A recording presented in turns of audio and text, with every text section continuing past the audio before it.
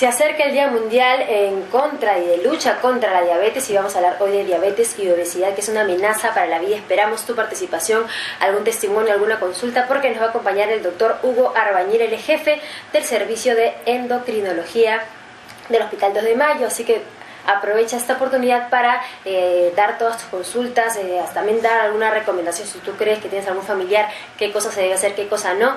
Vamos a hablar de este primer tema en Sobre el Tapete. Más adelante también vamos a hablar de qué canciones han marcado tu día con dos invitados especiales. Mi nombre es Carolina Cifuentes, esto es Sobre el Tapete. Bienvenidos y bienvenidas a Capital TV.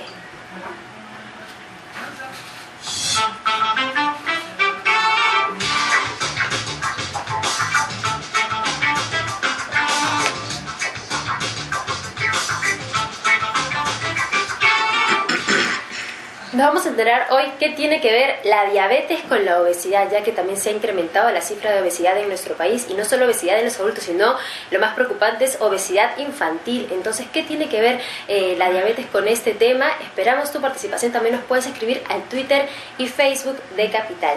Nos acompaña el doctor Hugo Arbañil. Gracias por estar con nosotros, doctor. A ustedes, muy buenas tardes. Cuéntenos, por favor, instrúyanos en el tema de la diabetes, que es una enfermedad que se va acrecentando, ¿no?, en mucha población del Perú. ¿Qué es lo básico que tendríamos que saber para poder prevenirla, sobre todo? Claro, algo que es importante recalcar: en realidad la diabetes asociada a la obesidad es una epidemia mundial y el Perú no escapa a esta epidemia, y fundamentalmente tres cosas son importantes. Uno, que hay razas en el mundo que tienen mayor facilidad, diríamos así, de desarrollar diabetes ante las condiciones externas, y parece ser que nosotros somos una de esas razas en esa mezcla de razas que tenemos en el país. En segundo lugar, está creciendo porque cada vez hacemos menos actividad física, hay mucho sedentarismo, todo es automatizado, ya no subimos escaleras, no corremos, no saltamos, no nos movemos. Y en tercer lugar, como nos falta tiempo, ya no nos sentamos a comer una comida saludable, preparada con todos los elementos, sino que son comidas rápidas. Y el problema es que las comidas rápidas son muy densas energéticamente. O sea, en muy poca cantidad hay mucha cantidad de calorías. En muy poca cantidad de alimento, muchas calorías. Entonces, para la poca actividad física que uno hace, ese poquito es muchas calorías. Y eso nos engorda. Eso Hace es poco fundamentalmente. también yo veía un documental sobre un experimento que se hacía con hermanos gemelos. Uno hacía una dieta en azúcar, saturada en azúcar, y otro comía y consumía grasas saturadas. Entonces se veía diferentes reacciones en ambos cuerpos, ¿no? Y muchas veces nosotros relacionamos la diabetes con el azúcar, pero no necesariamente es por el incremento de azúcar, sino también muchas veces por la grasa, o más bien en la combinación de ambos, ¿verdad? Es el aumento de calorías. O sea, puede ser azúcares, grasas, proteínas. En realidad el cuerpo necesita de todo, pero en forma proporcionada. O sea, es un mito realmente que si yo como mucho azúcar me voy a volver diabético. No, en realidad no es así, ¿no? Pero lo que sí es cierto, que si yo como mucho azúcar, estoy consumiendo mucho carbohidrato que se llama altamente, digamos, industrializado, en el que, como les comentaba, en muy poca cantidad hay una alta cantidad de calorías, ¿no es cierto?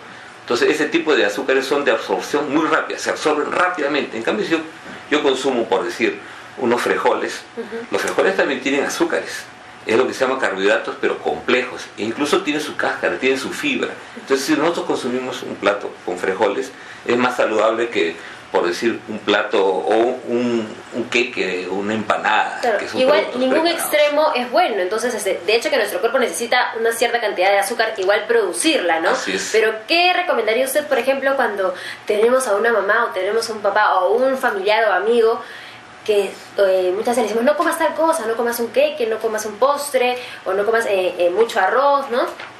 Y no te hace caso, obviamente, o engorda y te dice: no como nada. Y dices: ¿cómo no va a engordar? ¿Cómo vas a engordar sin comer nada? ¿No? Muchas veces mienten o se esconden comiendo algo. Entonces, ¿qué les podemos recomendar para no cortar de raíz o no hacerlo tan brusco el cambio, pero que obviamente su metabolismo vaya cambiando y también sus hábitos alimenticios?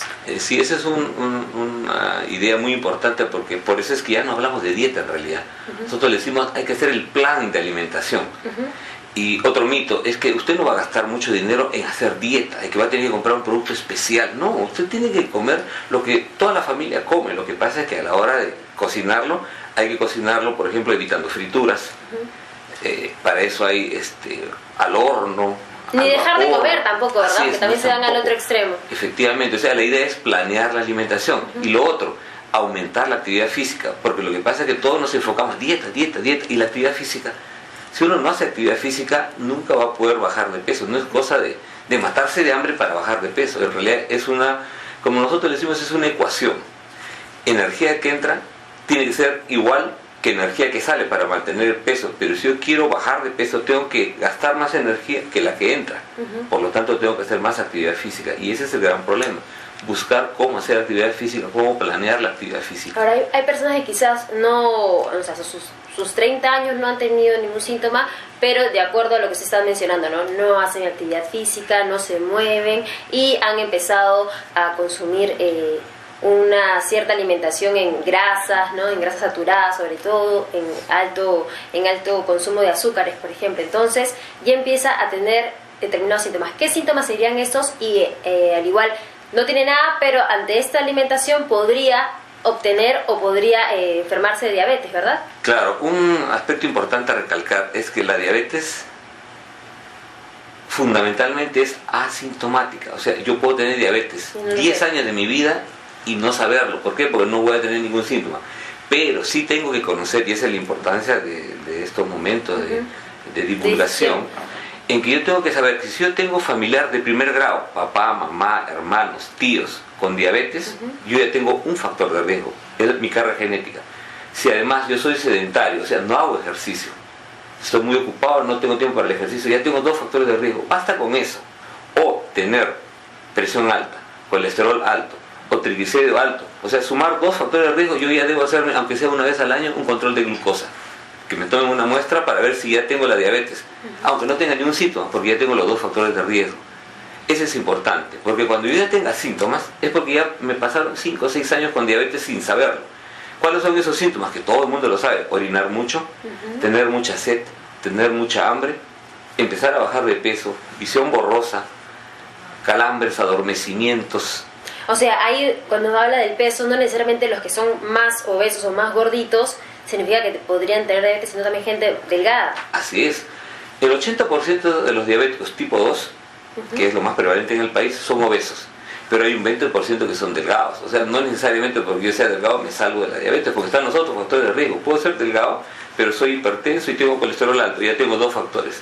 Me tengo que hacer mi control de glucosa. No, ni siquiera el peso es un síntoma de salud, sino es puede ser que esté delgado, pero internamente todo mi organismo está Ahí predomina la genética, por ejemplo, ¿no?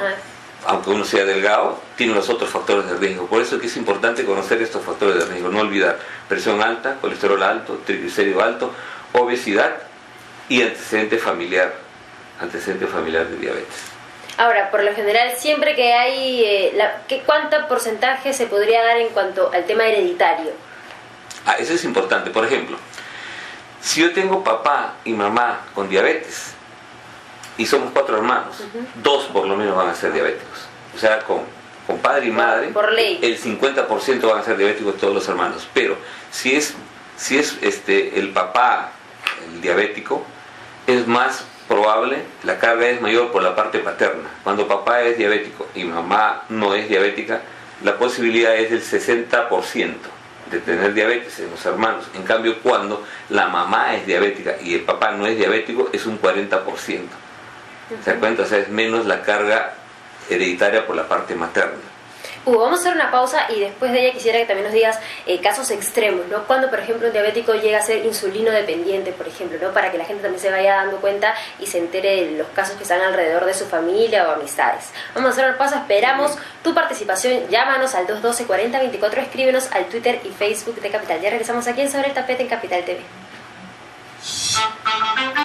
Seguimos aquí en Capital TV, donde tu opinión no importa, y hemos puesto sobre el tapete el tema de la diabetes, también relacionada a la obesidad. Esperamos tu participación, nos puedes llamar al 212-4024 o escribirnos al Twitter y Facebook de Capital, que ya está apareciendo en pantalla. Nos acompaña el doctor Hugo Arbañil, él es jefe del Servicio de Endocrinología del Hospital 2 de Mayo y nos está dando recomendaciones e información para saber y poder prevenir la diabetes. Vamos a enterarnos de lo que están comentando nuestros seguidores en las redes sociales con Estefanía Braganini. Adelante, Estefanía. Hola Carolina, ¿qué tal? ¿Cómo estás? Así es, hoy día hemos puesto sobre el tapete el tema de la diabetes. Y es por eso que en nuestras redes sociales hemos planteado la siguiente pregunta. ¿Cuáles son tus dudas sobre esta enfermedad? ¿Funcionan los remedios naturales para prevenir y tratar la diabetes? Bueno, vamos a leer algunos comentarios.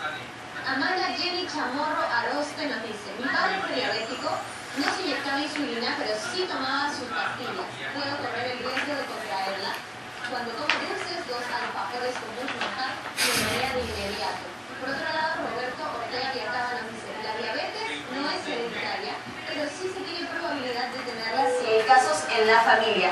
No se puede evitar, pero sí se puede controlar con alimentación balanceada y selectiva.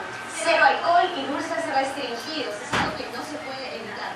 En caso de no controlarla, se tienen los casos tristes de como cantantes suplicando ayuda después de haber sido negligentes con su enfermedad. Bueno, esto es cierto, hay algunas personas que sufren de diabetes, por ejemplo, y que no son realmente conscientes de los cuidados que tienen que tener en realidad. Probablemente después de que vea esto, de repente me va a matar, pero por ejemplo mi abuelito no se cuida, él es diabético y no se cuida como debería cuidarse. Y él siempre está intentando controlarse un poco el nivel de azúcar que tiene, pero automáticamente cuando ya bajó, se come un dulcecito como para nivelar. Pero la idea es que obviamente mantenga todo ese cuidado constante, ¿no? Porque si no, como nos está contando por ejemplo Roberto, hay muchas personas que se descuidan muchísimo y cuando ya pasa demasiado tiempo a veces ya es irreversible las consecuencias, ¿no? Así es, Estefanía. Todos tenemos un familiar cercano, muy cercano, que sufre de diabetes y justamente vemos, sobre todo, como bien mencionas, son ya de más edad, avanzada de edad, se ponen más tercos y no hacen caso a los familiares para tener los cuidados debidos, ¿verdad? Entonces hay que tratar. Se cierran y, o sea, yo entiendo que de repente es complicado llevar una enfermedad de este tipo que no te permite vivir tu estilo de vida normal, ¿no? Pero bueno, uno tiene que cuidarse y sobre todo estar bien para realmente disfrutar de otro tipo de experiencias y sobre todo también para poder pasar el tiempo posible con su familia. Así es, Estefanía. Gracias por tu opinión, por compartir tu testimonio y también los comentarios de nuestros seguidores. A ti, Carolina, seguimos con el programa. Gracias. Bueno, doctor, justo lo que decía Estefanía lo comentábamos en la pausa, ¿no? Cuando tenemos a nuestra mamá, a nuestro abuelito, un hermano quizá, y sobre todo cuando es mayor, es terco y es como que también fuera un niño, ¿no? Porque no podemos obviamente obligarlo a hacer algo, pero queremos que mejore su salud, pero no quiere comer adecuadamente, o no quiere seguir los consejos de los médicos sobre la alimentación y la actividad física. ¿Qué podemos hacer? Denos una esperanza, por favor, para todos los que sufrimos con algún familiar, ¿no? Que está atravesando por eso y no queremos que obviamente termine como en muchos casos, como también han mencionado en los comentarios del Facebook, artistas, por ejemplo, que les han amputado la pierna o el pie diabético, que es tan terrible, ¿verdad? Claro, en realidad crear conflicto, o sea, pelearnos, no es esa la idea. En realidad muchas veces, y es la verdad, cambiar a los 60 años es muy difícil, ¿no es cierto? Y a veces puede empezar la diabetes a los 60, a los 50. Entonces lo que hay que hacer es como hacer un contrato, ¿no es cierto? ¿Qué vas a dar? ¿Qué te voy a dar? ¿Qué medicina vas a tener que tomar? Porque ya cuando una persona no quiere ser muy estricto en la alimentación, tiene que tomar medicación. Usualmente diversas medicaciones que existen en el mercado, ¿no es cierto? De las antiguas, de las modernas que las hay. En los últimos años pues ha habido mucha investigación y hay medicación moderna. Entonces, al final es un trato. Nuestro paciente, nuestra familia tiene que entender que para vivir saludablemente, calidad de vida, tiene que, si no va a cumplir al 100%, bueno, no cumplirá al 100%, pero eso implica tener que tomar medicación. Y si no toma medicación, va a tener que inyectarse medicación, porque hay que entender que la diabetes es una enfermedad relacionada a la insulina. Con el transcurrir de la enfermedad, la persona va requiriendo en algún momento insulina, y sobre todo cuando no son muy cumplidores de la alimentación y el ejercicio, le requieren insulina mucho más temprano. Entonces al final tiene que entender que, bueno, si no va a cumplir, va a tener que ponerse su insulina. Ahora, yo sé que usted no está de acuerdo con que presentemos quizás un caso terrible como para que la gente reaccione, pero yo creo que podríamos mencionar, si en caso determinadas personas que sufren de diabetes y no llevan una adecuada alimentación, no tienen actividad física, no se preocupan por su salud, ¿qué podría pasar? O sea, que sepan, por favor, usted por favor díganos las consecuencias si estas personas no se cuidan adecuadamente para sobrellevar la diabetes. Claro, el problema serio de la diabetes justamente, y eso es lo lo más importante a recalcar es que la diabetes termina destruyendo la microcirculación de todos los órganos. En realidad uno puede... Se puede desencadenar otro tipo de enfermedades. Otro tipo de problemas, pero veamos los más serios que creo que todos tenemos que conocer. Se nos puede caer la retina y quedar ciegos, lo que se llama la retinopatía diabética. Se nos puede destruir el riñón y tener que ir a diálisis, por ejemplo. En tercer lugar, disminuir o bajar la circulación y la inervación de las piernas y tener como complicación una gangrena y tener que ser amputado. O sea, ahí nomás con esas tres complicaciones uno tiene que ser consciente que si uno no se cuida apropiadamente va a tener, esos son los tres más graves, pero podemos hablar desde que se le caen las uñas, se le caen los dientes, se le cae el cabello. Por ejemplo, una mujer puede quedar calva como si hubiera recibido quimioterapia y lo único que tiene es diabetes mal controlada.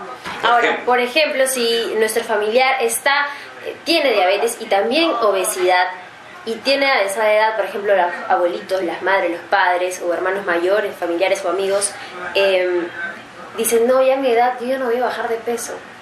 ¿Qué se puede hacer de una manera gradual para que pueda disminuir su contextura, ¿no? y quitarse ese tipo de problema? Esa es una pregunta muy importante, porque hay una edad donde el objetivo no es en sí bajar de peso.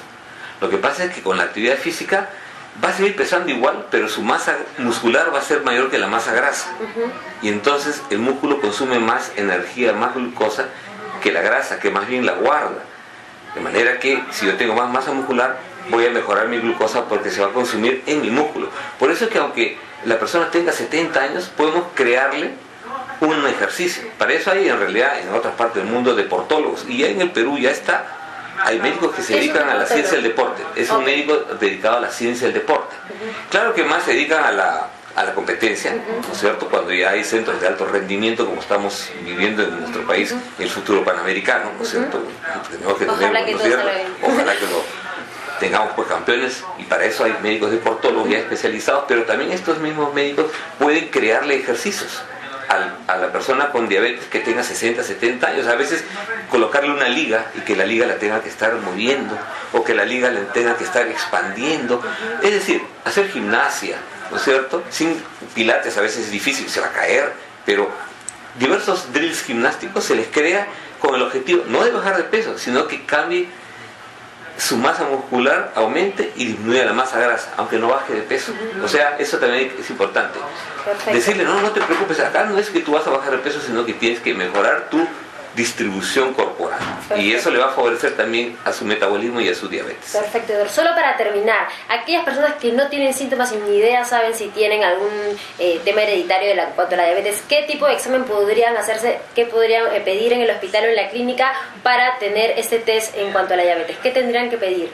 Sí, el test es muy simple. Una vez al año un control de glucosa de sangre venosa, o sea, tiene que tomarle su sangre, ¿no es cierto?, donde se va a medir qué valor tiene la glucosa de la persona.